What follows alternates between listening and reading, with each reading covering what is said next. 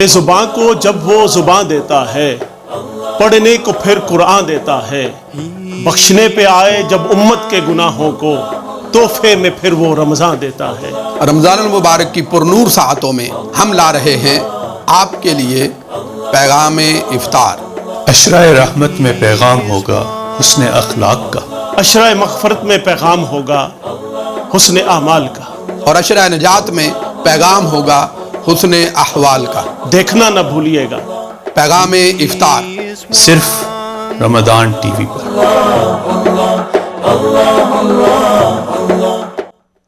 السلام علیکم ناظرین، آپ دیکھ رہے ہیں پیغام افطار منہاج کے ساتھ رمضان ٹی وی پر، اور میں ہوں ڈاکٹر محمد رفیق حبیب۔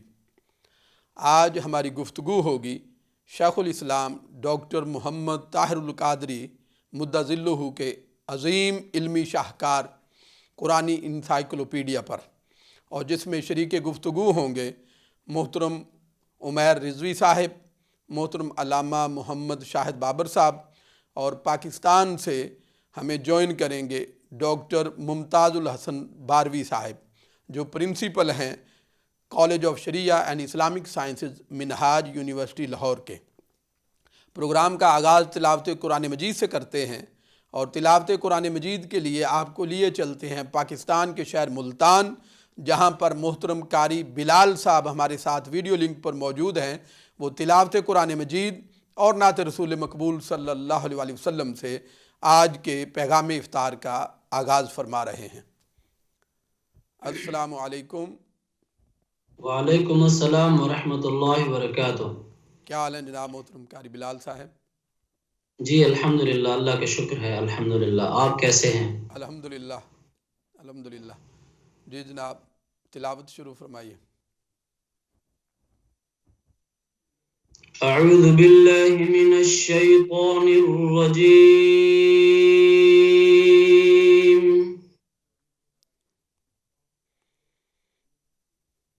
بسم اللہ الرحمن الرحیم۔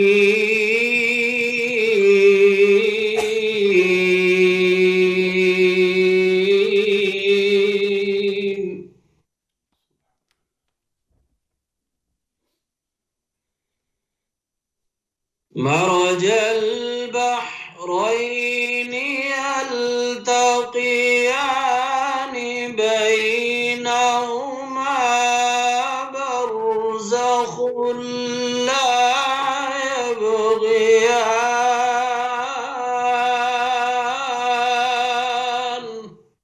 اللہ اللہ اللہ، سبحان اللہ۔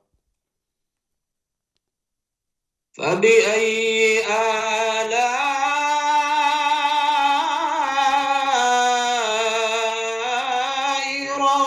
ربكما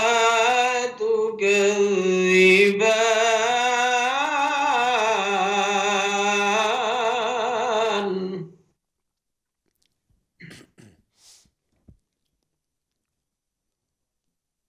يخرج منهما اللؤلؤ والمرجان، فبأي آلاء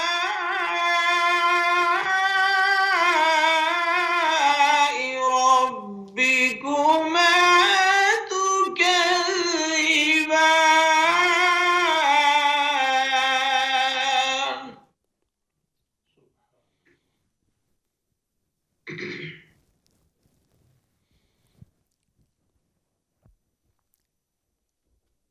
وَلَهُ الْجَوَارِ الْمُنشَآتُ فِي الْبَحْرِ كَالْأَعْلَامِ،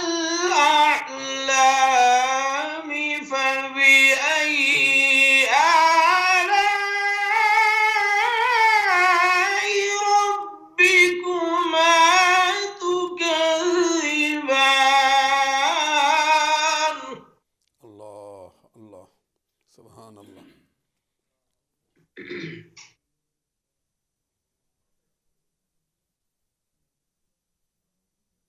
كل من عليها فان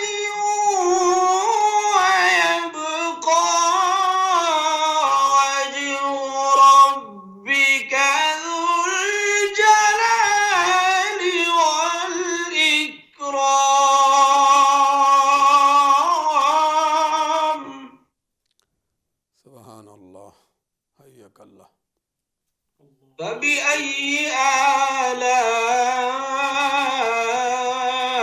آلاء ربكما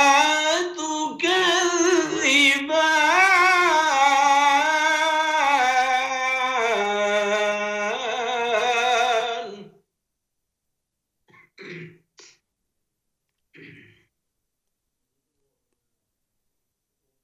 كل من عليها فان ويبقى وجه ربك ذو الجلال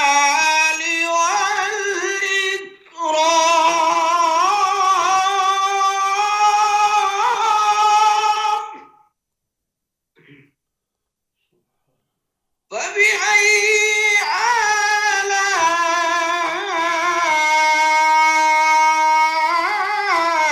آلاء ربكما تكذبان اللہ اللہ فبأي آلاء ربكما تكذبان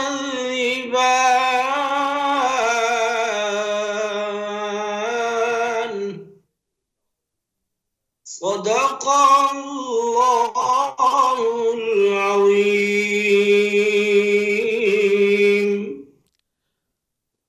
ماشاء اللہ، جزاک اللہ محترم قاری بلال صاحب، آپ نے بہت احسن انداز میں تلاوت قرآن مجید فرمائی۔ اب اسی طرح اسی ذوق کے ساتھ نعت رسول مقبول صلی اللہ علیہ وسلم کے چند شعر پیش فرمائیے۔ صلی علی نبینا صلی علی محمد اللہ صلی علی شفیعنا صلی علی محمد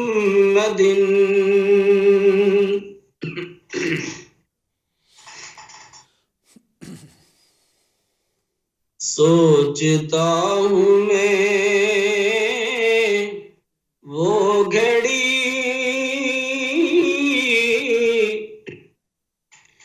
کیا جب گھڑی ہوگی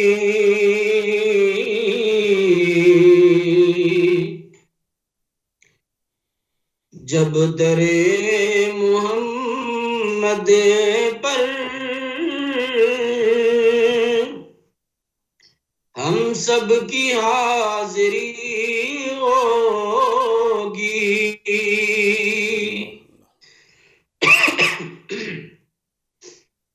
آرزو ہے سینے میں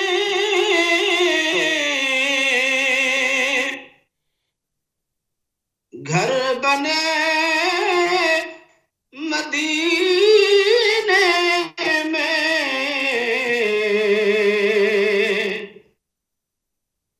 ہو کرم جو بندے پر تو بندہ پروری ہوگی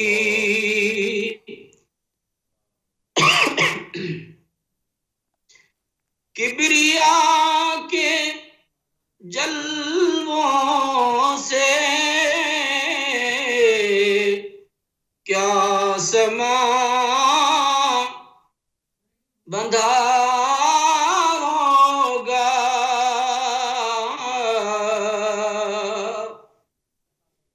کبریا کے جلووں سے کیا سما بندھا ہوگا محفل نبی جس دم عرش پر سجی ہوگی، سوچتا ہوں میں وہ گھڑی کیا جب گھڑی ہوگی، جب درے محمد پر ہم سب کی حاضری ہوگی۔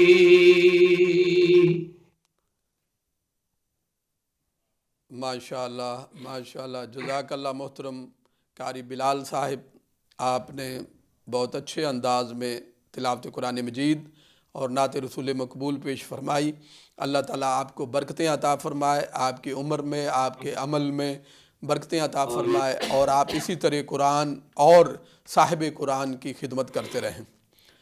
ناظرین محترم، آج 27 رمضان المبارک ہے، اور پچھلی رات 27ویں شب تھی رمضان المبارک کی، اور اس رات کو اللہ تعالیٰ نے نزول قرآن کی رات قرار دیا۔ قرآن مجید میں ارشاد ہوا انا انزلناہ فی لیلۃ القدر، کہ ہم نے اس قرآن کو لیلۃ القدر میں نازل فرمایا۔ اور اکثر مفسرین اور علماء اس طرف گئے ہیں کہ لیلۃ القدر رمضان المبارک کی 27ویں شب ہے۔ تو آج چونکہ 27 رمضان المبارک ہے، اس لیے ہم نے چاہا کہ آج کی گفتگو قرآن اور قرآن فہمی کے حوالے سے ہو۔ قرآن مجید فرقان حمید اللہ تعالیٰ کا بنی نوع انسان کے لیے آخری کلام اور آخری پیغام ہے۔ قرآن مجید کتاب ہدایت ہے، یہ ہماری زندگی کے ہر شعبے اور ہر پہلو کے حوالے سے ہمیں ہدایت اور رہنمائی فراہم کرتا ہے۔ قرآن نے اپنی اسی شان کو بیان کرتے ہوئے ارشاد فرمایا ان ھذا القرآن یہدی للتی ہی اقوم، کہ بے شک یہ قرآن اس منزل کی طرف رہنمائی فرماتا ہے جو سب سے درست ہے۔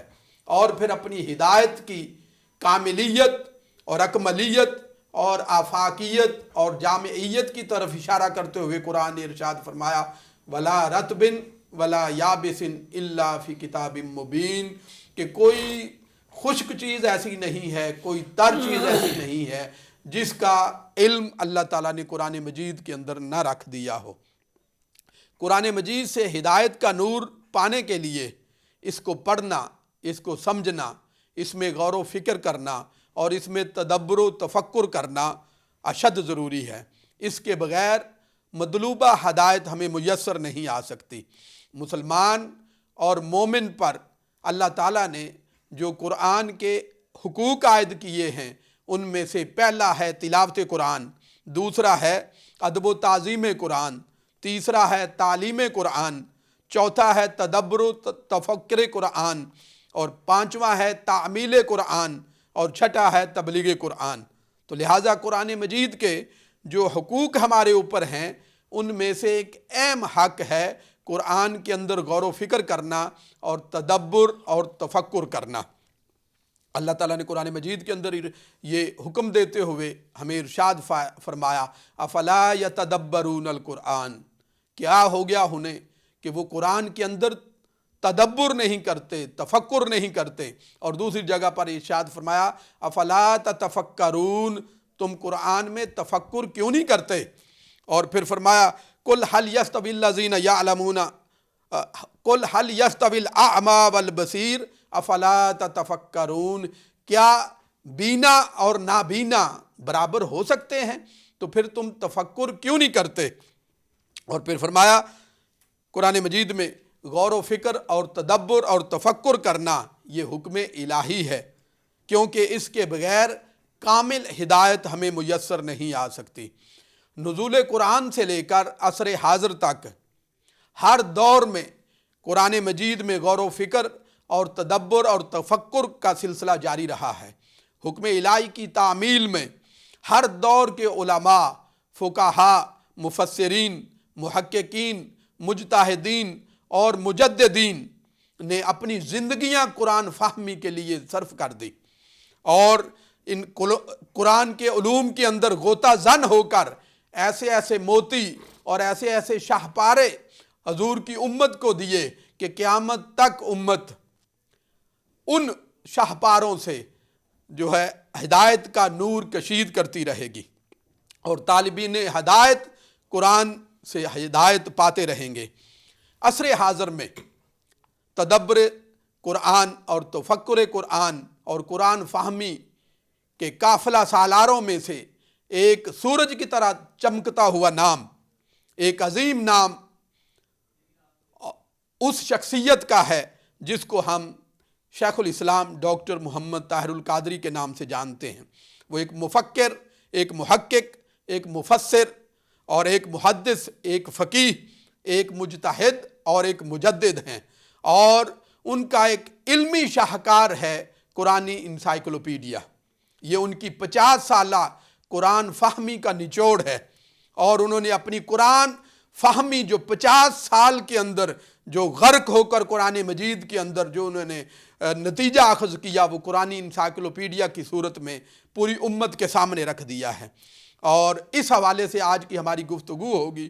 گفتگو کے لیے ہم چلتے ہیں محترم محمد عمیر صاحب کی طرف، اور ان سے گزارش کرتے ہیں کہ ڈاکٹر صاحب نے اپنے قرآن مجید کا انسائکلوپیڈیا تیار کیا، اور اس کے ساتھ جب انہوں نے تحریک جو ہے اس کا آغاز کیا، اس کا نام بھی منہاج القرآن رکھا۔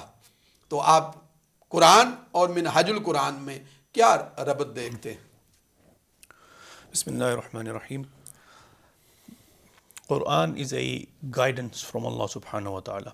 It's His direct communication to human beings, to us. And without Quran, we cannot connect with Allah subhanahu wa ta'ala and cannot be on the right path unless we have the guidance from the Quran. So the standard that we should be using to judge any movement, any group or any organization is the Quran. And how close an organization adheres to the Quran it will determine how close they are to the truth.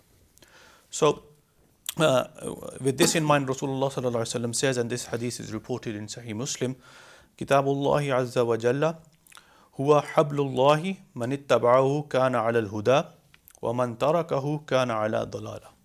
So the book of Allah, the Almighty, is actually the rope of Allah subhanahu wa ta'ala. Now a rope, the function of a rope is to hold something together, is to knit it closely, or is to support something, or is to give some assistance to something. So the rope of Allah, meaning that Allah subhanahu wa ta'ala's guidance, Allah subhanahu wa ta'ala's support, Allah subhanahu wa ta'ala's help and assistance in finding the right path.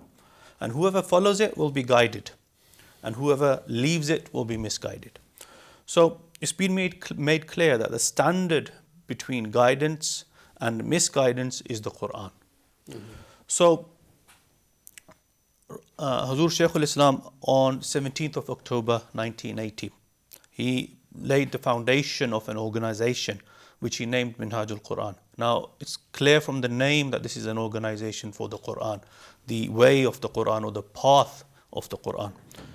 And when he was doing that, within the same year, so in 1980, he released some of his collections of the tafsir or exegesis of the Quran, and they were named Tafsir Minhaj al-Quran. So again, the name Quran. And then in 81, he released another book called Tasmiyat al-Quran, which is the exegesis of the Bismillah, Bismillahir Rahmanir Rahim. So, and then 1982, a large-scale public conference was held, and that was entitled Quran Conference. And then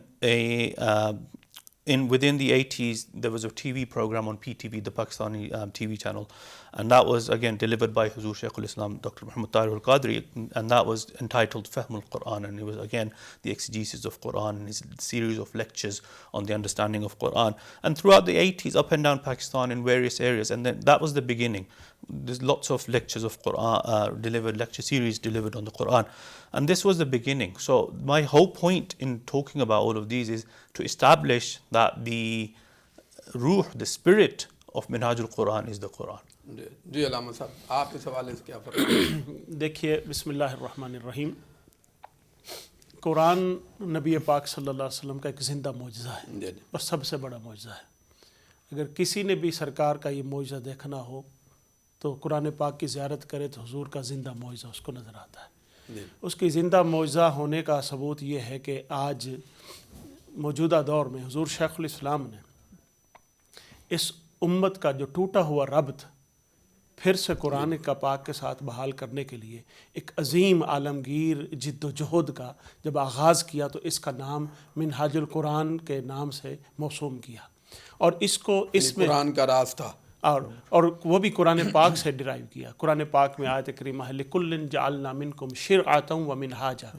تو منہاج القرآن یہ قرآن پاک سے ہی خیرات لیا ہوا نام ہے. اور منہاج کا مطلب ہے راستہ، طریقہ، اور قرآن پاک کا راستہ منہاج القرآن. تو اس کو اس میں بامسمہ بنانے کے لیے حضور سید شیخ الاسلام نے آپ دیکھیے کہ اس اپنی جد و جہد کا جو نام ہے اور اس عالمگیر موومنٹ کا نام منہاج القرآن رکھا. اب منہاج القرآن کا نام صرف رکھنے سے قرآن پاک سے رابطہ نہیں جڑ جاتا، بلکہ قرآن پاک کو حضور شیخ الاسلام نے اپنی تمام تر تحریر اور تقریر کی بنیاد بنایا. حضور شیخ الاسلام کی مطلب 7,000 سے زیادہ 8,000 سے زیادہ جتنے بھی خطابات ہیں، آپ کوئی بھی خطاب وہ فکریات کے حوالے سے ہو، وہ اقتصادیات کے حوالے سے ہو، وہ معاشیات کے حوالے سے ہو، وہ سیاسیات کے حوالے سے ہو، وہ عقائد کے حوالے سے ہو، زندگی کے کسی بھی شعبے سے آپ کی گفتگو ہو تو حضور شیخ الاسلام کی یہ روش رہی ہے، یہ طریقہ رہا ہے اور یہ امتیازی خصوصیت رہی ہے کہ انہوں نے اپنی زندگی کا ہر کلمہ، ہر گفتگو کا آغاز قرآن سے کیا ہے. اس کو اپنے دعوے کو قرآن پاک سے ثابت کیا ہے. اور پھر آپ دیکھیے کہ ان کی اس وقت 600 سے زائد کتب پبلش ہو کر مارکیٹ میں اویلیبل ہیں.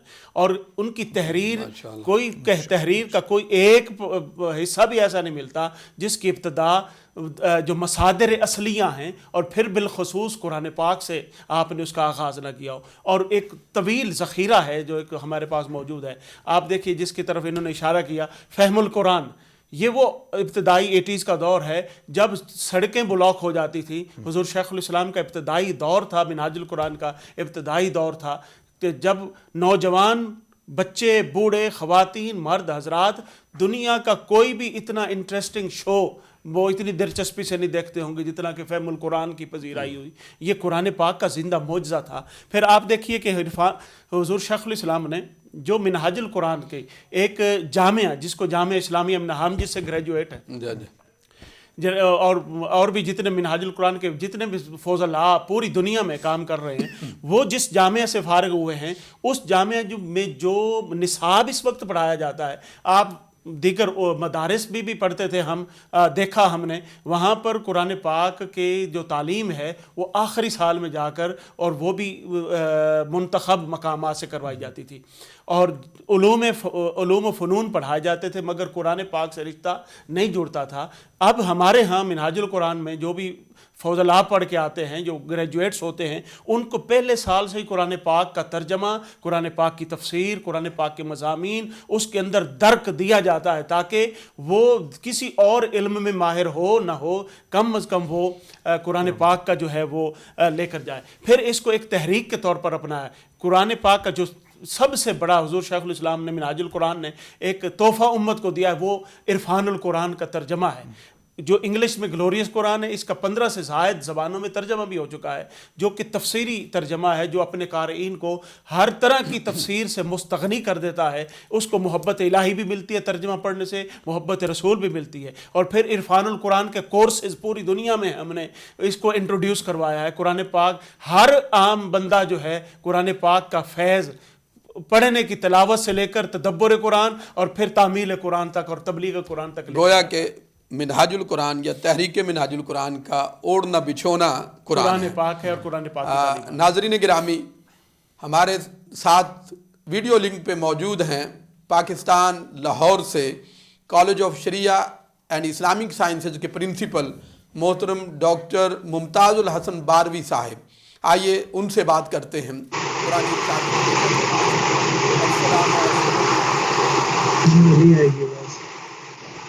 السلام علیکم. وعلیکم السلام ورحمۃ اللہ وبرکاتہ. کیا حال ہے جناب ڈاکٹر صاحب؟ ڈاکٹر صاحب خیریت ہے؟ الحمدللہ. آپ ٹھیک ہیں؟ الحمدللہ.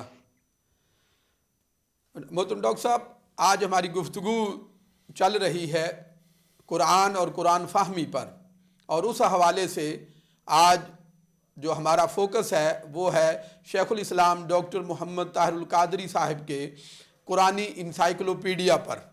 تو آپ ذرا اس حوالے سے گفتگو فرمائیے کہ قرآنی انسائکلوپیڈیا، اس کا بنیادی تعارف آپ پیش کریں اور اس کے کیا امتیازات ہیں قرآن فہمی کے سلسلے میں. جی ڈاکٹر صاحب بہت شکریہ. سب سے پہلے تو میں آپ کا شکریہ ادا کرنا چاہوں گا کہ آپ نے مجھے یہ شرف بخشا، اور آپ کو اور آپ کے ساتھ خصوصاً علامہ شاہد بابر صاحب کو مبارکباد پیش کرنا چاہوں گا کہ رمضان ٹی وی کے چینل سے پیغام افطار کا پروگرام آپ نے جس کامیابی کے ساتھ چلایا ہے، اللہ تعالیٰ آپ کو مزید کامیابیاں عطا فرمائے. شکریہ. جہاں تک آپ نے شیخ الاسلام ڈاکٹر محمد طاہر القادری صاحب کے قرآنی انسائکلوپیڈیا کے حوالے سے ارشاد فرمایا ہے اور فہم قرآن کے حوالے سے آپ کا پروگرام چل رہا ہے، تو میں چند منٹ لوں گا اس قرآن پاک کی علمی شان کے حوالے سے. جی جی. جہاں تک ہم قرآن پاک کا مطالعہ کرتے ہیں تو ہم دیکھتے ہیں کہ قرآن حکیم وہ عظیم کتاب ہے کہ جس میں اللہ تعالیٰ نے جملہ حقائق کائنات اور تمام اقسام کے علوم کو جمع فرما دیا ہے. قرآن پاک کی بہت ساری آیات ہیں جو اس بات کی تائید کرتی ہیں. میں ایک آیت پڑھتا ہوں استشہاد کے طور پر. سورہ الانعام کے اندر اللہ رب العزت نے ارشاد فرمایا وَلَا حَبَّةٍ فِي ظُلُمَاتِ الْأَرْضِ وَلَا رَطْبٍ وَلَا يَابِسٍ إِلَّا فِي كِتَابٍ مُبِينٍ، کہ زمین کی تاریکی میں کوئی دانہ ایسا نہیں، کوئی تر چیز، کوئی خشک چیز ایسی نہیں جس کا ذکر جو ہے اس قرآن میں نہ پایا جاتا ہو. اس لیے آیت نے یہ فرمایا ہے کہ ما من شیء فہو فی القرآن او فیہ اصلہ، کہ کوئی شے ایسی نہیں جس کا صراحتاً اس قرآن میں ذکر نہ ہو یا اس کی اصل قرآن میں نہ ہو. اب جہاں تک اس کی اصل کا قرآن میں ہونے سے تعلق ہے تو امام سیوطی اس کی وضاحت میں فرماتے ہیں کہ ما من شیء الا یمکن استخراجہ من القرآن لمن فہمہ اللہ، کہ کوئی شے ایسی نہیں ہے کہ جس کا استخراج اس قرآن سے نہ کیا جا سکتا ہو، مگر یہ استخراج اور استنباط وہی کر سکتا ہے جس کو اللہ پاک نے خاص فہم عطا کیا ہو. بے شک. اس حوالے سے جب ہم اپنے اکابرین کی زندگیوں کا مطالعہ کرتے ہیں تو ہم دیکھتے ہیں انہوں نے ثابت کیا ہے کہ ہر علم کا، ہر شے کا استنباط، استخراج قرآن پاک سے ممکن ہے. آپ کو علم ہے حضرت عبداللہ ابن عباس رضی اللہ تعالی عنہ وہ فرماتے ہیں کہ لو دعا اکال بعیر لوجدتہ فی کتاب اللہ، اگر میرے اونٹ کی نکیل بھی گم ہو جائے تو میں اسے بھی قرآن میں سے تلاش کر لیتا ہوں. اور اگر آگے چلے ہم تو امام شافعی رحمہ اللہ تعالی وہ فرماتے ہیں کہ سألتمونی عما شئتم اخبرکم فی کتاب اللہ، جس چیز سے متعلق چاہو تو مجھ سے سوال کرو، میں اللہ کی کتاب سے اس کا جواب دوں گا. تو ہم دیکھتے ہیں کہ قرآن پاک وہ عظیم کتاب ہے کہ اللہ پاک نے اس کو علم کی وہ شان عطا فرمائی ہے کہ علم کی ساری کائناتیں اس کے اندر جمع فرما دی ہیں. بے شک. بے شک. کافر کے بیانات سے اب یہ نتیجہ بآسانی اخذ کیا جا سکتا ہے کہ کی دنیا کا کوئی گوشہ، کوئی باب ایسا نہیں جس کی اصل قرآن میں ہمیں نہ ملتی ہو.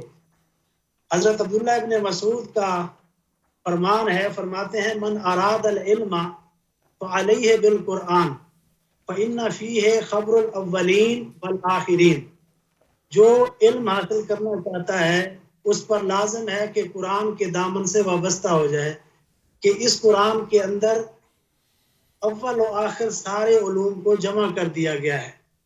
اور پیارے آقا علیہ الصلوۃ والسلام کا ارشاد بھی ہے کہ یہ وہ کتاب ہے لا تنقضی عجائبہ، کہ اس کے عجائب کبھی ختم نہیں ہوں گے اور اس کو بار بار پڑھنے سے یہ کبھی پرانی نہیں ہوگی.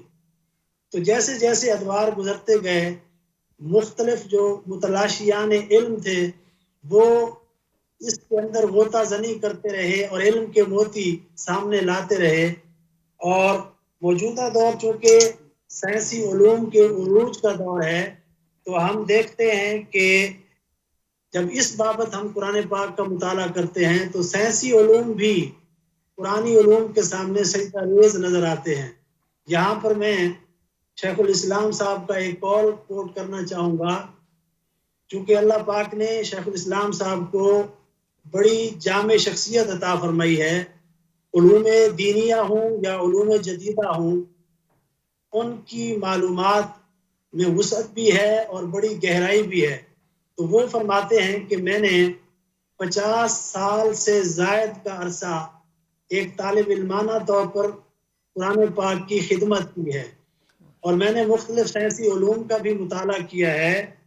فرماتے ہیں میں نے ایمبریالوجی ہو، کاسمالوجی ہو، بایولوجی ہو، مائکرو بایولوجی ہو، فزکس ہو، کیمسٹری ہو، بایو کیمسٹری ہو، سارے علوم کا بڑی گہرائی کے ساتھ مطالعہ کیا ہے. تو میں نے جس علم کو بھی دیکھا ہے قرآنی علوم کے سامنے اس کو سجدہ ریز ہوتے دیکھا ہے. سبحان اللہ.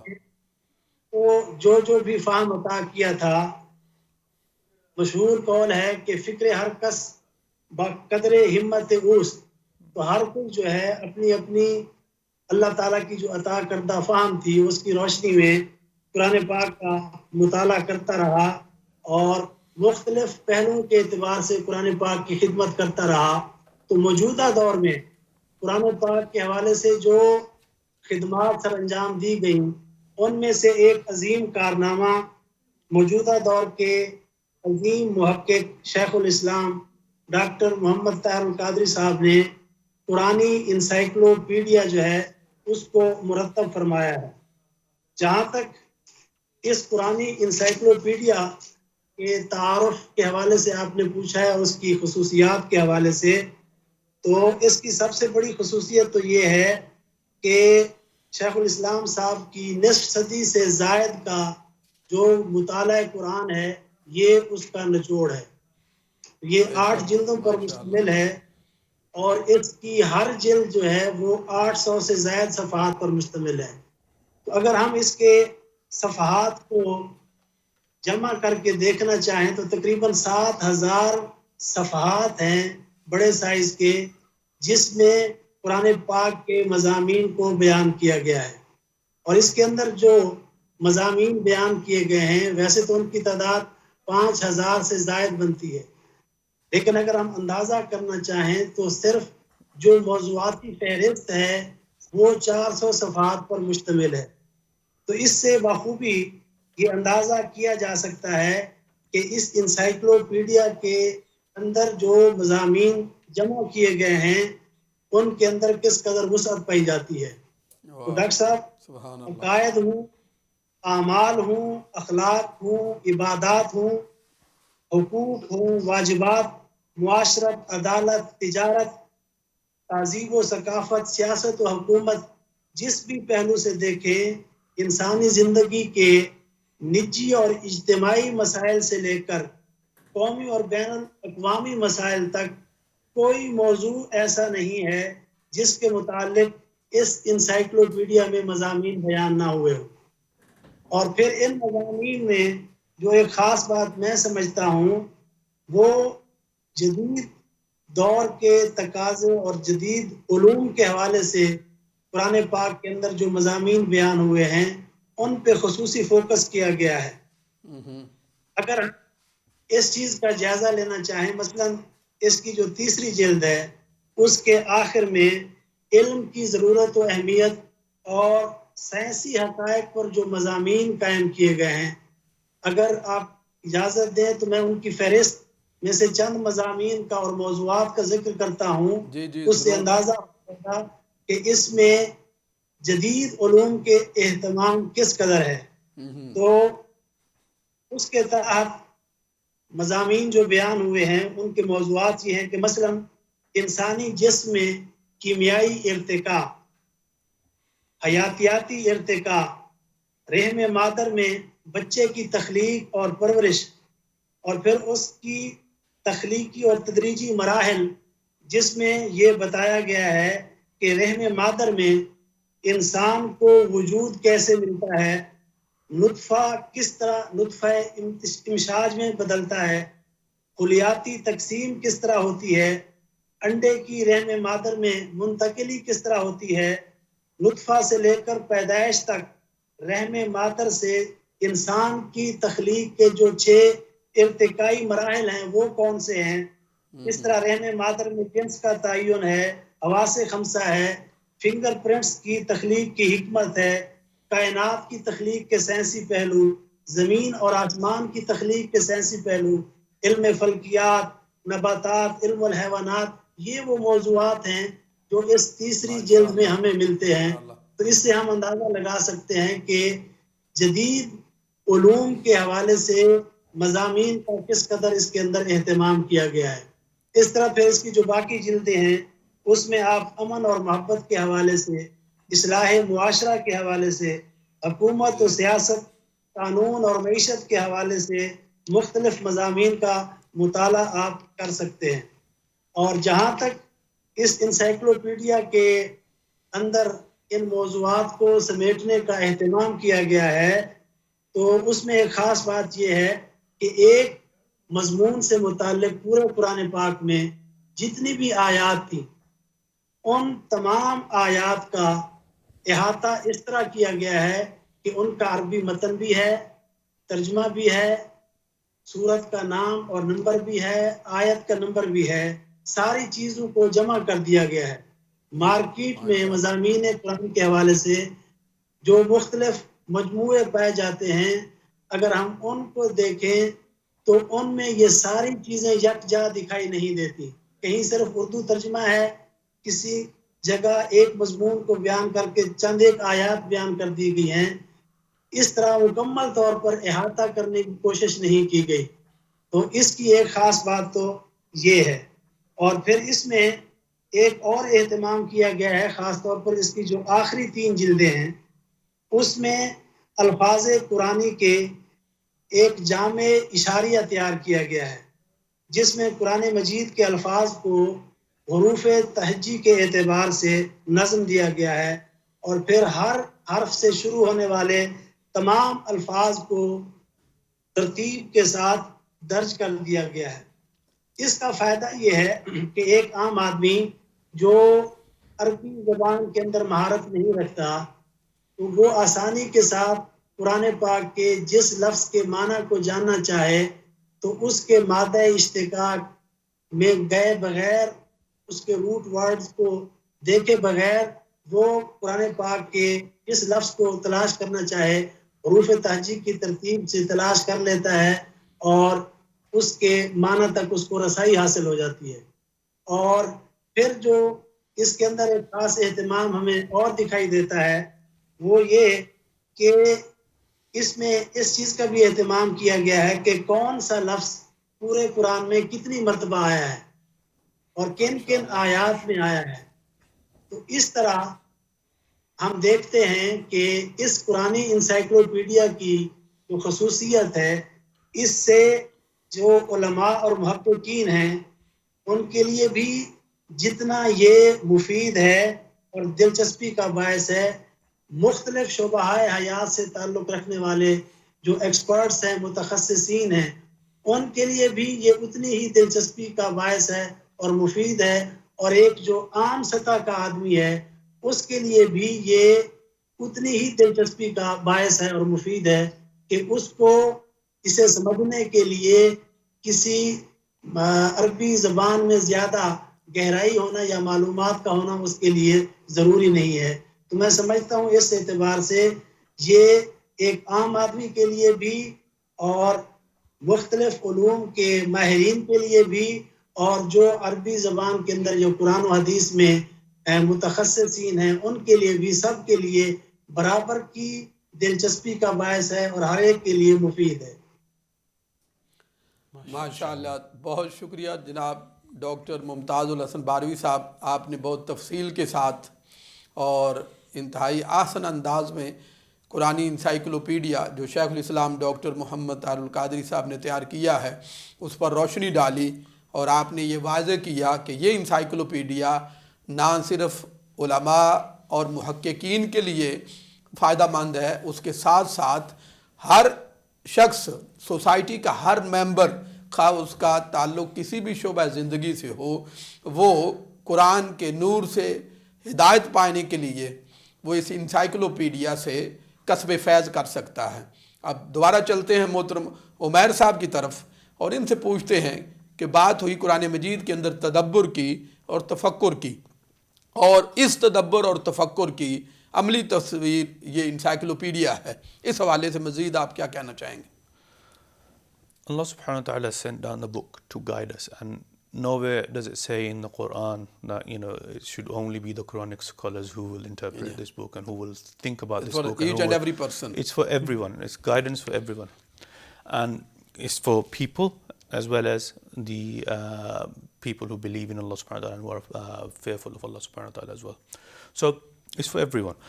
Allah subhanahu wa ta'ala says in Surah As-Sad, كتاب أنزلناه إليك مبارك ليدبروا آياته وليتذكر أولي الألباب. And this is a blessed book that we have revealed to you, so that the wise may ponder over its verses and seek direction and guidance. So the people who are looking for direction in the world, so the people who are contemplating the world already, people who are wise, people who have that capacity to absorb things and to reflect on those things, this book is for them to seek guidance from as well. Then in another ayah in Surah Muhammad, Allah subhanahu wa ta'ala says, أَفَلَا يَتَدَبَّرُونَ الْقُرْآنَ أَمْ عَلَىٰ قُلُوبٍ أَقْفَالُهَا. So do they not think over the Quran, or are their hearts locked? So if your hearts are locked, you're not receiving any guidance. Therefore, what that Allah subhanahu wa ta'ala is equating that with is you are not contemplating on the Quran. So if you're not contemplating on the Quran, you're not going to get any guidance in your heart. So how do we do that? So we've established that we need to think over the Quran. We've established the fact that we need to be pondering over the word of Allah subhanahu wa ta'ala. Well, how do we do that? Because there's a need to motivate the people in general, and then particularly the educational classes, because at the moment, this time period, the modern society that we're going through, there's a lot of emphasis on education. There's a lot of emphasis on information. The time we are living in, where information is actually where people are making money. Look at Google, for example. I mean, one of the biggest businesses in the world, they're trading in information. So information is the key thing. So how do we motivate those people who are dealing in that sort of thing to come to the Quran? Because not everybody is an Arabic linguist. Not everybody will understand the language. So to this end, there was a need. So there's a need to present the Quran in such a way so that it becomes a attraction for other people in a thematic manner, in an organization that the subject matter is presented in such a way that the modern needs are being addressed in that. Because not everybody will be able to read through the whole Quran with the meaning, with knowing the Arabic language. And this need was addressed by Huzur Shaykh al-Islam, Dr. Muhammad Tahir al-Qadri, in the way of the Quranic Encyclopedia. Now it's available in both languages, English and Urdu, and the reason for that is majority of the Muslim Ummah does not speak Arabic. Majority of the Muslim Ummah may be able to read the language, but they're not able to understand the language unless they've studied for years and years and years. And not everybody can do that. I mean, everybody has different walks of life. So for this reason, the Quranic Encyclopedia is a very important part, because it removes all the barriers. So it removes the barriers of language. So if you don't understand Arabic, doesn't matter, Urdu and English are available to you. I mean, majority of the world now understands and speaks the language of English. So that's a point to make here. So it's a guidance for every era. So Quran is a guidance for every era, and every society, there's always going to be something they will find in the Quran. So this is why, as Allama Sahab was mentioning, Dr. Mumtaz was mentioning, that there are topics of interest for everybody, whether you're an economist, whether you are an educator, whether you are a banker, whether you are a doctor, whether you are a scientist. any walk of life, all of those topics are within the Quran. So if you want to understand what the Quran says about those particular topics, then there's no need for you to go through the Quran and learn the whole language. There's something available for you now. There's a Quranic encyclopedia. So it helps you to contemplate. It helps you to unlock some of those things within the Quran. And I think it meets the needs of and demands of the current time and of current requirements. Thank you very much brother Umair. ناظرین اس کے ساتھ ہی ایک break کا وقت ہوا چاہتا ہے. چلتے ہیں ایک بریک پہ, ہمارے ساتھ رہیے گا. ملتے ہیں ایک شارٹ بریک کے بعد. ویلکم بیک ناظرین. بریک کے بعد دوبارہ حاضر ہیں. ہماری گفتگو ہو رہی ہے قرآنی انسائکلوپیڈیا کے حوالے سے. دوبارہ گفتگو کی طرف جانے سے پہلے سنتے ہیں ایک نعت رسول مقبول, اور نعت رسول مقبول صلی اللہ علیہ وآلہ وسلم کے لیے ہمارے ساتھ فون لائن پہ موجود ہیں محترم حفیظ الرحمان صاحب. ان کو نعت کی دعوت دینے سے پہلے چند شعر آپ کی خدمت میں پیش کرنا چاہتا ہوں. تیری چشم کرم کا ایک اشارہ چاہیے مجھ کو, تیری چشم کرم کا ایک اشارہ چاہیے مجھ کو, بھنور میں ہوں نکلنے کا سہارا چاہیے مجھ کو. تو جتنا دے میرے آقا میری ہستی سے بڑھ کر ہے, تو جتنا دے میرے آقا میری ہستی سے بڑھ کر ہے, تیری رحمت خزانہ ہے یہ سارا چاہیے مجھ کو, تیری رحمت خزانہ ہے یہ سارا چاہیے مجھ کو. میری آنکھوں کو دنیا کا کوئی منظر نہیں جچتا, میری آنکھوں کو دنیا کا کوئی منظر نہیں جچتا, فقط ایک سبز گنبد کا, فقط ایک سبز گنبد کا نظارہ چاہیے مجھ کو. تیرے طیبہ کی گلیوں میں دل اپنا چھوڑ آیا ہوں, تیرے طیبہ کی گلیوں میں دل اپنا چھوڑ آیا ہوں, مدینے کا سفر آقا دوبارہ چاہیے مجھ کو, مدینے کا سفر آقا دوبارہ چاہیے مجھ کو. مجھے ہر موج دنیا کی ستاتی ہے رلاتی ہے, مجھے ہر موج دنیا کی ستاتی ہے رلاتی ہے, میں بحر غم میں ہوں آقا, میں بحر غم میں ہوں آقا, کنارہ چاہیے مجھ کو. چلتے ہیں محترم حفیظ الرحمان صاحب کی طرف اور ان سے نعت رسول مقبول سنتے ہیں. السلام علیکم. السلام علیکم. وعلیکم السلام ورحمۃ اللہ وبرکاتہ. جی جناب حفیظ الرحمان صاحب کیا حال ہیں؟ الحمدللہ, آپ کی دعائیں جناب. جی جناب نعت رسول مقبول پیش فرمائیے. جی میں آپ کا بہت شکر گزار ہوں کہ آپ نے آج دوبارہ حاضری کا موقع فراہم کیا ہے. اور اس سے پہلے جو تھے آپ کے مقرر جناب ڈاکٹر ممتاز الحسن صاحب نے آپ کے آج کے ٹاپک پر بڑے اچھے انداز میں جامع خطاب فرمایا. ماشاء اللہ, شکریہ. اور آپ کے پروگرام جو ہے وہ کافی ذوق و شوق سے دیکھا جاتا ہے, اور میں یہ سمجھتا ہوں کہ آپ کی اس کی کامیابی میں آپ کی پوری ٹیم کی محنت شامل. بالکل بالکل. اور جو موضوعات زیر بحث ہوتے ہیں ان پر آپ حضرات مدلل گفتگو فرماتے ہیں اور پروگرام کے معیار کا خصوصی طور پر خیال رکھتے ہیں. شکریہ جناب.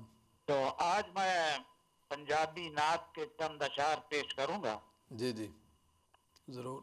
اور حضرات کو معلوم ہوگا کہ نعتیہ شاعری میں حضور صلی اللہ علیہ وسلم کی عظیم شخصیت کو اجاگر کرنے کے لیے الفاظ کا چناؤ کیا جاتا ہے. بالکل بالکل. اور جبکہ حمدیہ شاعری میں صرف اور صرف اللہ تعالی کی بڑائی اور وحدانیت کو بیان کیا جاتا ہے. جی ہاں. تو اردو میں اس پنجابی نعت کا خلاصہ یہ ہوگا کہ شاعر کہتا ہے کہ میں مدینہ جاؤں اور پھر لوٹ کے واپس آؤں. ماشاء اللہ. اور جو مدینہ سے ہوائیں آئیں تو وہ مجھے اپنی خوشبوؤں سے معطر کر دیں. واہ واہ. اور میری نگاہیں ہر وقت آپ کے روزے کی طرف لگی رہتی ہیں اور میرے خیالات میں ہر وقت آپ کے جلوے گھوم رہے ہوتے ہیں. واہ واہ. اور آخر سبحان میں اللہ. شاعر یہ کہتا ہے کہ میں کس بات پہ فخر کروں کہ میرے پلے تو گناہوں کے علاوہ کچھ نہیں ہے. بے شک. درود شریف پڑھ لیجیے گا. اللہم صلی علی سیدنا صلی اللہ علیہ یا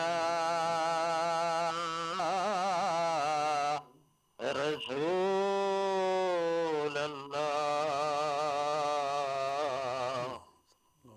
وسلم علیک یا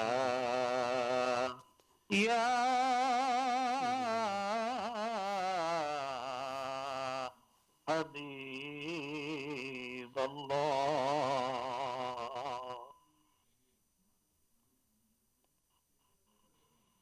کرام رات دن اللہ اللہ. اے ہو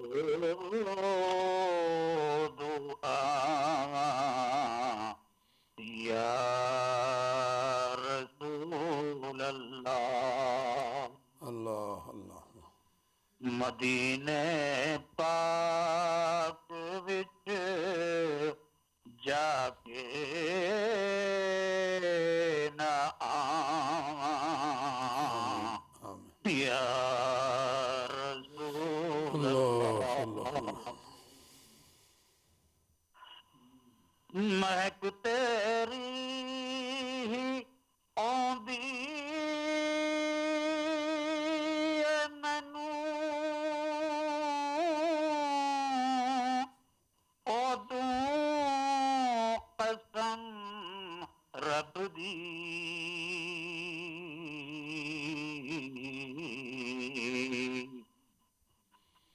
رب ولوں جدوں رب ولوں جدوں آون اللہ اللہ. یا رسول اللہ. تصور وچ خیالاں وچ تیرے جلوے ہی رہندے نے. اللہ اللہ.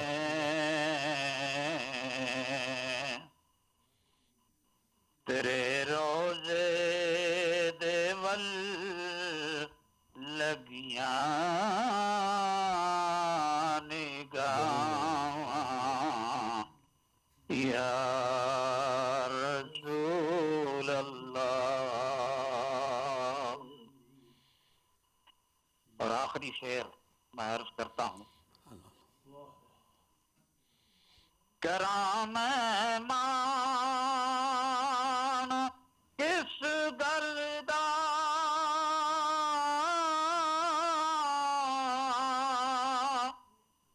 عمل پہ ایک وی چنگا نہیں.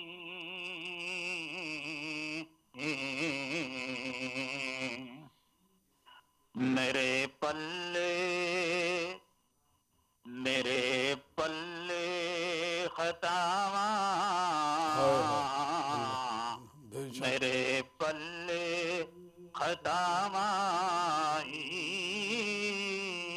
خطاواں یا رسول اللہ. کرام رات دن اے ہو دعا یا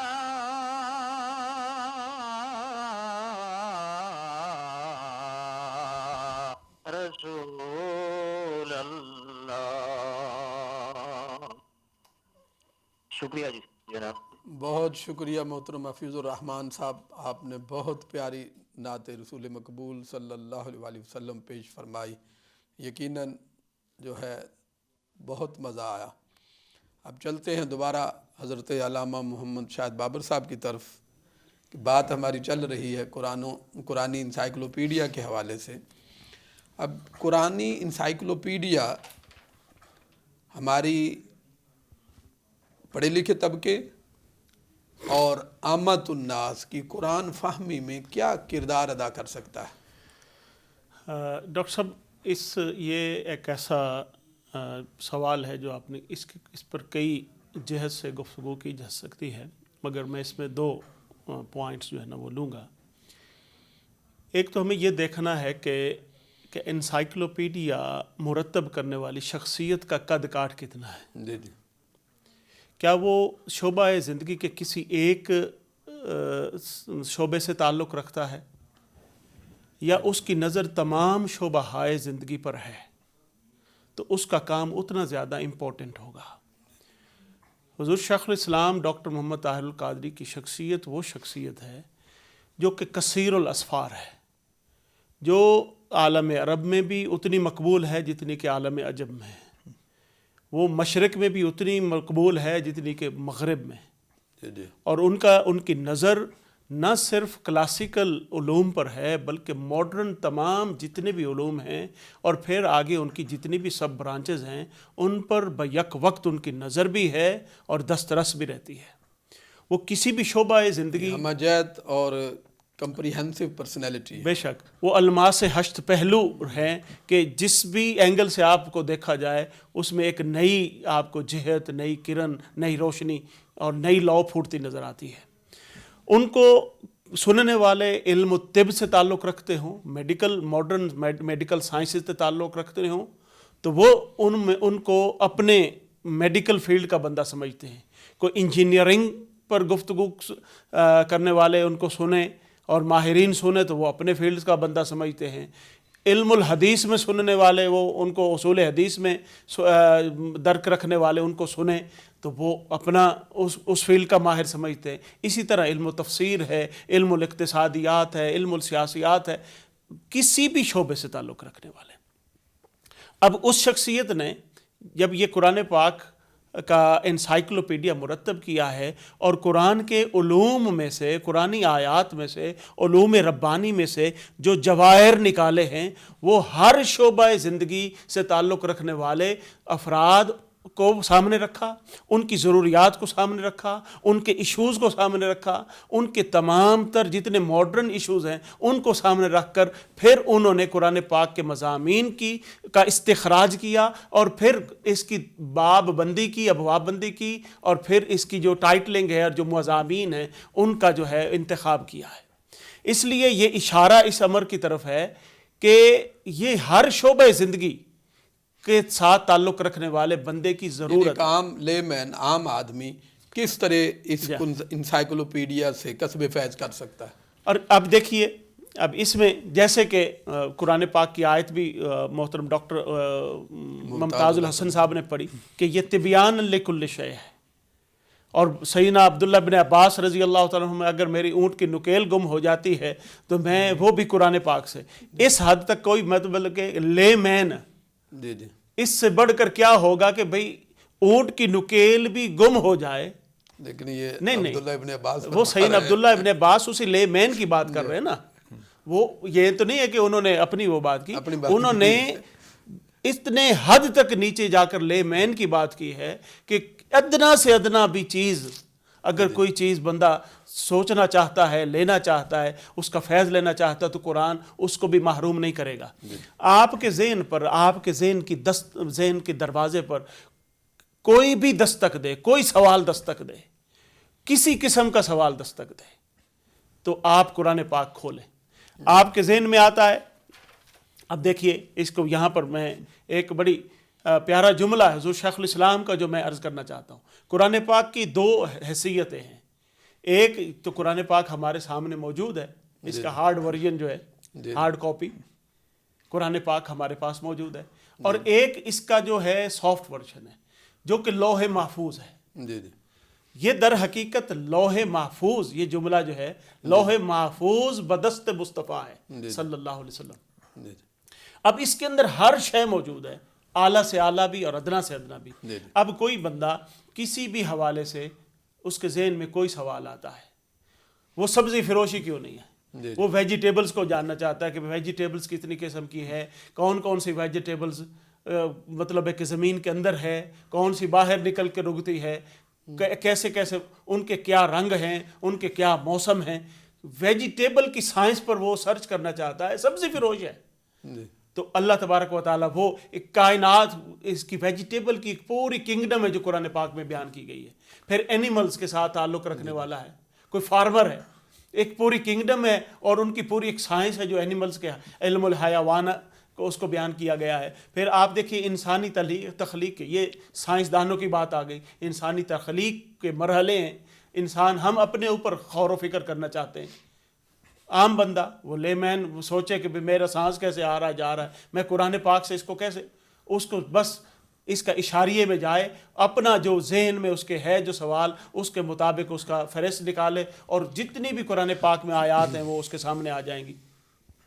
کوئی بھی مضمون ہے، کوئی معیشت سے تعلق رکھنے والا مضمون ہے، کوئی سائنس سے، کوئی معاشرت سے، کوئی تجارت سے، آئلی خاندانی ہمارے معاملات ہیں، بین الاقوامی معاملات ہیں، کوئی بھی ہمیں مسئلہ درپیش ہوتا ہے انسان کو، اس کے لیے یہ قرآن انسائکلوپیڈیا اتنا اہم ہے جتنا کہ کوئی اور کتاب اس کی فیلڈ میں اس کے لیے اہم ہے. اب ہمارے ہاں بنیادی طور پہ سب کانٹیننٹ میں، انڈیا، پاکستان، بنگلہ دیش، اس خطے میں جو ہم ہیں، ہمارا سارا زور تلاوت پر ہوتا ہے، حفظ پر ہوتا ہے، کہ ہماری کوشش ہوتی ہے ہمارا بچہ حفظ کر جائے، یا کوشش ہوتی ہے ہم تلاوت کر لیں. ہمارا سارا علم جو ہے وہ صرف اس کی قرأت تک محدود رہتا ہے. والدین کی بھی یہ کوشش ہوتی ہے کہ ہمارا بچہ جو ہے نا قرآن مجید پڑھ جائے. اب جب ہماری سوچ ہی یہاں تک ہے تو ہم اس کے نور سے فیض کب پائیں گے، اور یہ کیسے ممکن ہے؟ بالکل ہمیں اس سوچ سے بیسیکلی بنیادی طور پر نکلنا ہوگا. یہ مردہ سوچ ہے، جی جی. اور ہماری ظاہر و باطن پر وہ جو ہماری موت ہے وہ طاری ہو چکی ہے. علمی موت. اور وہ موت کیا ہے؟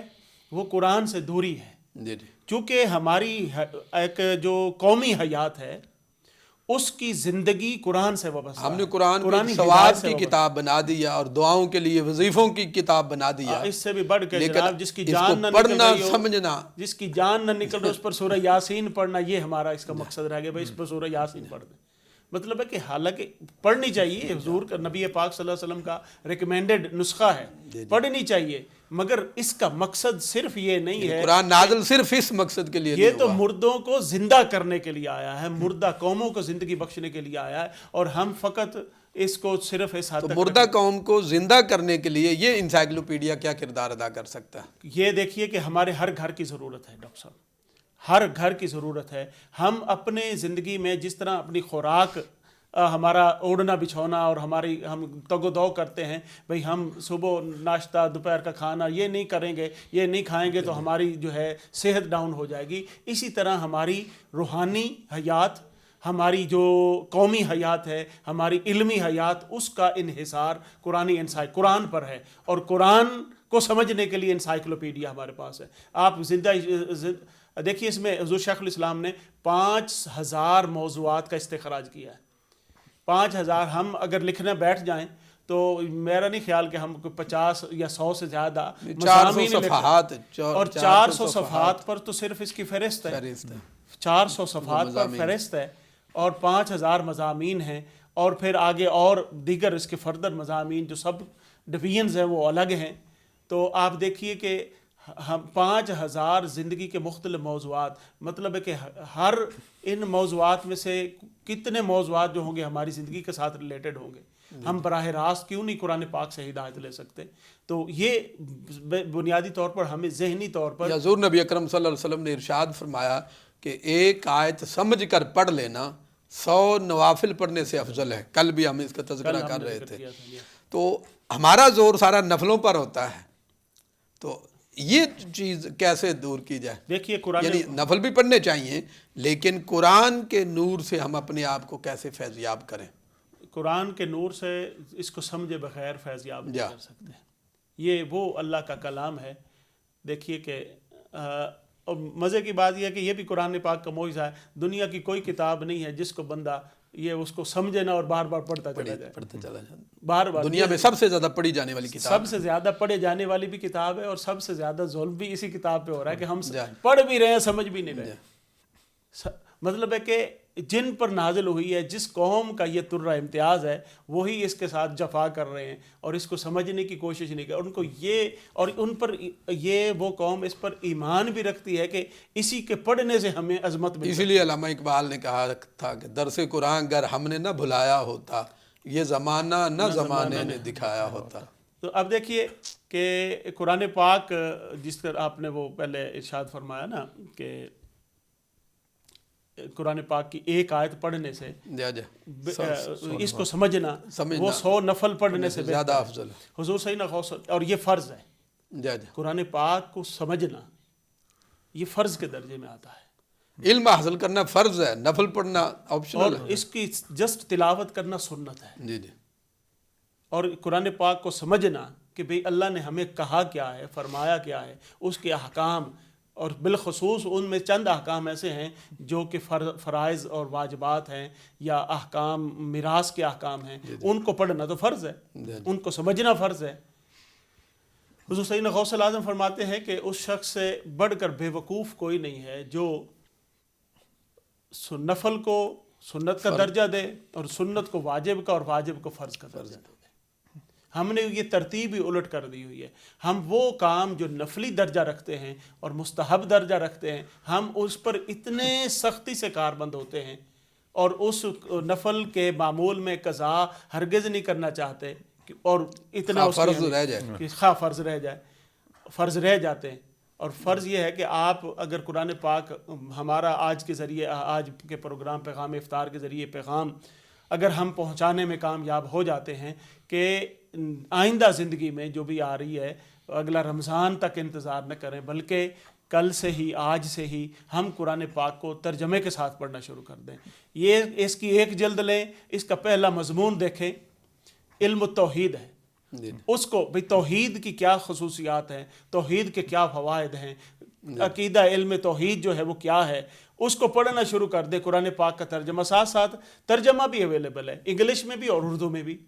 تو دیکھیے کہ ہمارا دن بدن وہ سمپل قرآن پاک کی تلاوت کرنے سے ہزارہ درجے بہتر ہے، جو کہ ہمیں علم بھی دے گا اور نور ہدایت بھی ملے گا۔ چلتے ہیں عمیر صاحب کی طرف۔ عمیر صاحب، یہ انسائکلوپیڈیا آپ کے سامنے پڑھا، یہ 8 جلدیں ہیں۔ قرآن مجید جو ہے وہ 6666 آیتیں ہیں اور ایک جلد کے اندر، یہ 8 جلدوں کے اندر کیا ہے؟ Well, Quran is, I'll keep repeating myself. Quran is a guidance for every single era. So anybody who comes, so it's been running for. یعنی اس کا سرسری جائزہ پیش کریں کہ کیا؟ So there's lots of secrets within the Quran that need to be revealed as time goes along. So this encyclopedia, what it does is the modern needs of time, as I said before. So the modern needs of this time, it's addressing those needs. So within this, a summary of the encyclopedia is that it's got 8 volumes, as you just mentioned, and it addresses about 5,000 subjects. So there's 5,000 subjects within the Quran that Hazur Shaykh al-Islam, Dr. Muhammad Tahir al-Qadri, has enlisted within this encyclopedia. And the wording is according to the contemporary needs and requirements. So the translations and everything else has been, so Irfan al-Quran, as we mentioned previously as well, the translation of Irfan al-Quran is to do with the modern needs, is to do with the scientific advances that have been made and that can be proven through Quran. So that language has been followed through within the encyclopedia. And then the volume 1, the first volume, as Alama Sahib was mentioning just now, is basically the contents of the encyclopedia. So there's contents pages, and there's contents pages, about 400 pages of contents. So it's got the chapters, the summary of each chapters, and then detailed subheadings within each chapter, and then the detailed entries of each chapter. And then it's got an index as well, which is organized alphabetically within the first volume to help find a particular interest of yours. For example, if you wanted to find the importance of knowledge, you would look under knowledge, and then you'll find a section for importance. So it's basically like an index that you have for a lot of other books, particularly educational ones, just for the Quran. And then in volume 2, briefly I'll explain what the contents of each volume. So volume 2 is the belief in God and belief in the prophethood, and not just of Rasulullah sallallahu alaihi wasallam, but all the other prophets as well, and the belief in divinely revealed books. So basic of our iman, basics of our faith. And then it talks about existence of God, the oneness of Allah subhanahu wa ta'ala, the attributes of Allah subhanahu wa ta'ala, the relationship that we should have with Allah subhanahu wa ta'ala, the rights of Allah over us, and then also the belief in messengership and all prophets, and then the extensive focus is on Rasulullah sallallahu alaihi wasallam and his prophethood and his attributes, and how we should have love, respect and obedience to Rasulullah sallallahu alaihi wasallam. And also the virtues of the other book, protection against protection and the safeguarding of the Quran, how Allah subhanahu wa ta'ala has taken charge of preserving the Quran, and the Quran to be solemn advice and guidance and mercy for mankind. There's a particular focus on that because that's the need of our time at the moment. The problems that we are facing as an ummah is because we are away from the Quran. We don't have the advice of the Quran, we don't have the guidance of the Quran, we don't have the mercy from the Quran within us because we're not associating with Quran, we're not reading the Quran as it should be read. And in volume 3, so this was volume 2, volume 3 there's belief in angels, the divine decree and the life after death. So this is a particular topic, I mean life after death is particularly focused in volume 3, and then different types of worship, marriage and family, halal and haram, and the rights and responsibilities, a very touching topic at the moment. Volume 4, knowledge and science and peace and love and non-violence. So again, all of these are to do with modern things, the world, religions and stories of the prophets. Then volume 5 is talking about Rasulullah sallallahu alaihi wasallam's family and his companions and their virtues and their characters. And then talking about the character that we should adopt, the politics and the economic problems that we might face, those are reported in there as well. Then human nature, jihad and the chronicles of Prophet sallallahu alaihi wasallam's battles. Jihad again is another one due to terrorism and all of that, so it's an important read, I think. And then volume 6 to 8 is a comprehensive index of the Quranic words. So every single word that's been mentioned in the Quran has been listed there, and it's listed how many times it's mentioned and the ayats it's mentioned in. So it makes it easy for us to find out some, say for example, if you're talking about the word ya'lamun and you wanted to find out, how many times has it been mentioned, what context is it mentioned in, what's the meaning of that word, what's the prevalent, the common meaning of that word used in the Quran, all of that can be found within volume 6 to 8. So it's a comprehensive guide no matter how you want to look at it. جی جناب علامہ صاحب, same question آپ سے کہ ان 8 جلدوں میں کیا جمع کیا گیا ہے؟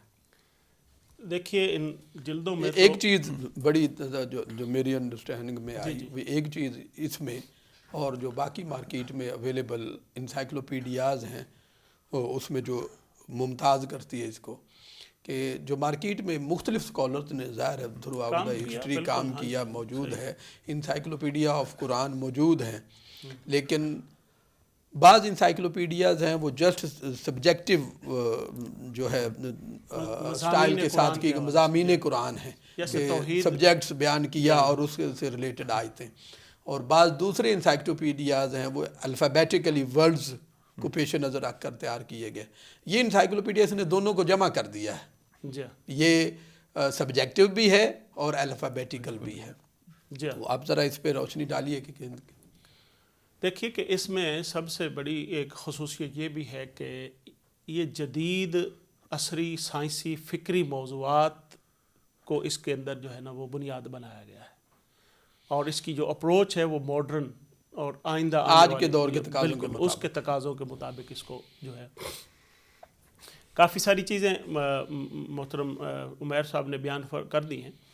اب دیکھیے کہ جلد اول ہے جس کی جو پہلا والیوم ہے, اس میں توحید, وجود باری تعالیٰ پر بنیادی طور پہ یہ آج کا بہت بڑا ایشو ہے, وجود باری تعالیٰ پر, ضرورت مذہب پر.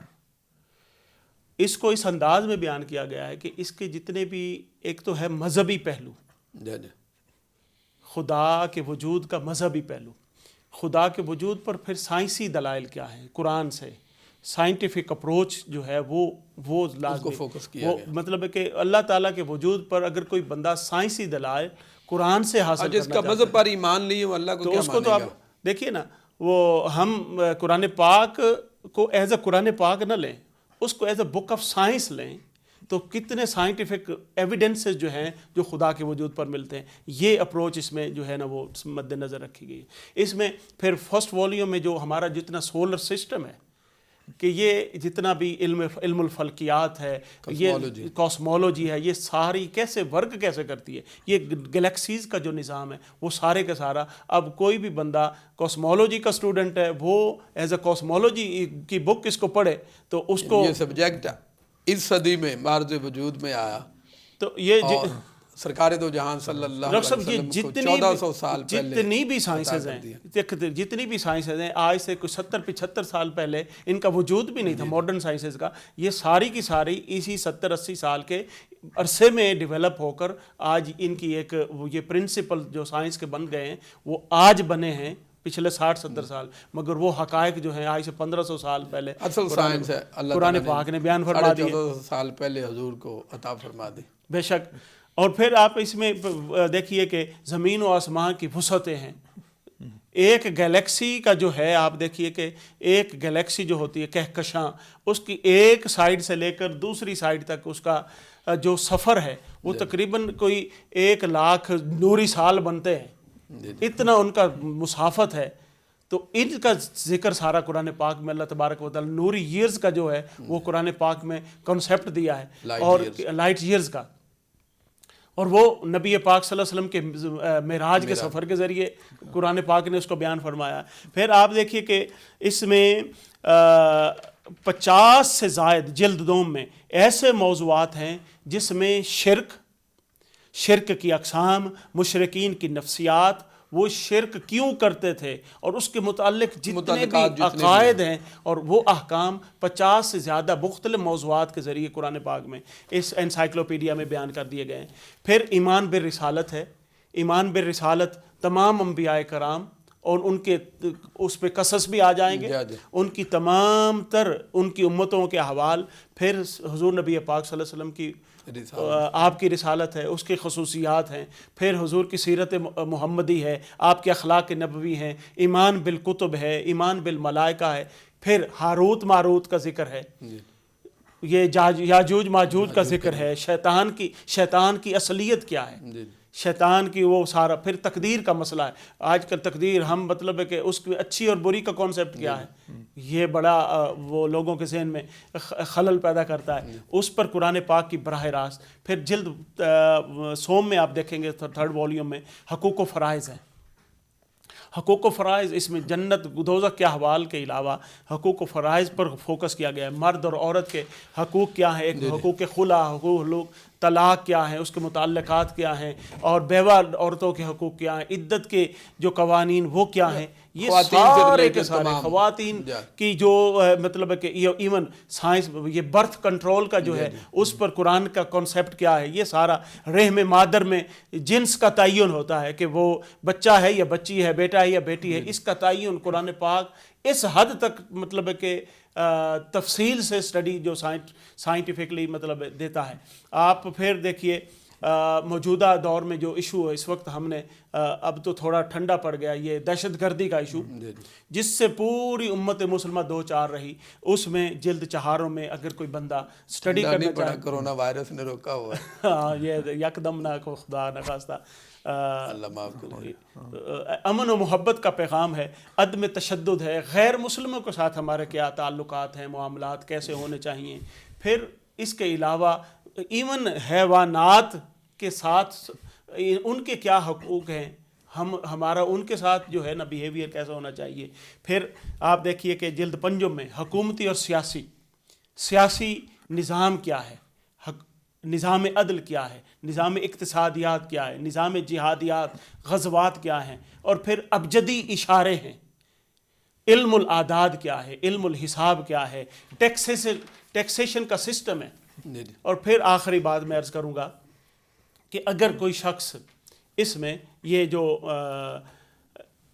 کوئی ایک لفظ اس کو پتہ ہے, کوئی ایک لفظ کسی بھی ٹاپک پر, میں مثال کے طور پہ تجارت کے حوالے سے سرچ کرنا چاہتا ہوں تو تا کا اشارہ جو ہے وہ الفابیٹیکلی مطلب اس کو تا کا دیکھے تو تجارت کے جتنی اس کی شعبہ جات ہیں اس کے حوالے سے حلال حرام کیا ہے جتنی پوری آیات ہیں تفصیلات، وہ وہاں آیات ایک جگہ پہ مل ود جائیں گی۔ ترجمہ ود ریفرنس اس کو ملتے جائیں گے، ایک ہی صفحے پہ، مطلب ہے جتنا اس کو چاہیے مواد وہ مل جائے گا۔ بہت شکریہ علامہ صاحب۔ جی ناظرین، آج ہم نے قرآنی انسائیکلوپیڈیا کے حوالے سے تفصیل کے ساتھ گفتگو کی اور یہ واضح کرنے کی کوشش کی کہ قرآن مجید تمام علوم کا منبع اور چشمہ ہے، اور اللہ تعالیٰ نے یہ چشمہ سرکار دو جہان صلی اللہ علیہ وسلم کے ذریعے ہمیں عطا فرمایا، لیکن اگر اس سرچشمے سے فیض نہیں پائیں گے تو ہم سے بڑھ کر محروم کوئی نہیں۔ یہ قرآن مجید اور حضور شیخ الاسلام نے یہ جو انسائیکلوپیڈیا 50 سال کی عرقریزی کے بعد یہ تیار کیا ہے، اگر امت اس سے فیض نہیں پائے گی، سبق حاصل نہیں کرے گی اور قرآن کے علوم کو سیکھے گی نہیں، تو ان کی یہ محنت اور باقی تمام علماء، مفسرین، محققین جو قرآنی علوم پر کام کر رہے ہیں اور حدیث کے علوم پر کام کر رہے ہیں، اگر ہم لوگ اس سے فیض نہیں پائیں گے، اس سے علم حاصل نہیں کریں گے، تو ان کی یہ تمام کوششیں رائے گاہ جائیں گی اور اللہ کی بارگاہ میں روز محشر ہمیں جواب دینا ہوگا، کیونکہ حضور نبی اکرم صلی اللہ علیہ وسلم نے ارشاد فرمایا اطلب العلم من المہد الی اللحد۔ ہمیں تو پہلے دن درسی علم حاصل کرنے کا دیا گیا ہے کہ ماں کی گود سے لے کر قبر تک ہم نے علم سیکھنا ہے۔ تو یہ قرآنی انسائیکلوپیڈیا قرآنی علوم کو جاننے کے لیے، سمجھنے کے لیے، اپنے دل و دماغ کے اندر بسانے کے لیے بہت بڑا رول پلے کر سکتا ہے اگر ہم اس کے ساتھ تعلق جوڑیں۔ اللہ تعالی ہمیں پڑھنے، سمجھنے اور اس پر عمل پیرا ہونے کی توفیق عطا فرمائے۔ اس کے ساتھ ہی ہمارے آج کے پروگرام کا وقت ختم ہوتا ہے، آپ سے اجازت لیتے ہیں، اللہ حافظ۔ دعا کے لیے میں گزارش کرتا ہوں محترم و مکرم حضرت علامہ محمد شاہد بابر صاحب سے۔ اللہم صلی علی سیدنا مولانا محمد وعلی آلہ وصحبہ وبارک وسلم۔ ربنا تقبل منا انک انت السمیع العلیم وتب علینا انک انت التواب الرحیم۔ اللہم نور قلوبنا بنور الایمان، اللہم نور ارواحنا بنور الایقان، اللہم نور صدورنا بنور القرآن، اللہم نور صدورنا بنور القرآن۔ یا اللہ، ہمارا آج کا جو پروگرام ہم نے انسائیکلوپیڈیا، قرآن کا انسائیکلوپیڈیا کے حوالے سے کیا، مولا اس کو قبول فرما اور ہمارے ظاہر و باطن کو قرآن پاک کے نور سے منور فرما۔ شیخ الاسلام ڈاکٹر محمد طاہر القادری مدہ ذلہ العالی کا اس عظیم کام کو اپنی بارگاہ میں شرف قبولیت عطا فرما اور اس کو قبولیت عامہ نصیب فرما۔ ہم سب کو اس عظیم کام سے، قرآن پاک کے نور سے فیض یاب ہونے کی توفیق دے۔ اس قرآن پاک کے نور سے مولا ہماری دنیا کو بھی بہتر بنا اور آخرت کو بھی بہتر بنا۔ یا اللہ، ہمارے مرحومین کی بخشش فرما اور جو ہمارے بیمار ہیں مولا ان کو سب کو شفا عطا فرما، پریشان حالوں کی پریشانیاں دور فرما اور منہاج القرآن کے تمام تر مراکز کو آبادی اور ان کو کامیابیاں عطا فرما، اور رمضان ٹی وی اور اس کے جتنے بھی انتظامیہ کام کرنے والے مولا سب کو کامیابیاں نصیب فرما۔ اس عظیم کام میں میرے مولا ہمیں ترقی عطا فرما، وسائل عطا فرما، استعداد اور صلاحیت عطا فرما۔ اللہم انک عفو تحب العفو فاعف عنا یا غفور یا غفور۔ یا رب بالمصطفیٰ بلغ مقاصدنا واغفر لنا ما مدى یا واسع الکرم۔ صلی اللہ تعالی علی خیر خلقہ ونور عرشہ محمد وآلہ وصحبہ اجمعین برحمتک یا ارحم الراحمین۔ لا الہ الا اللہ۔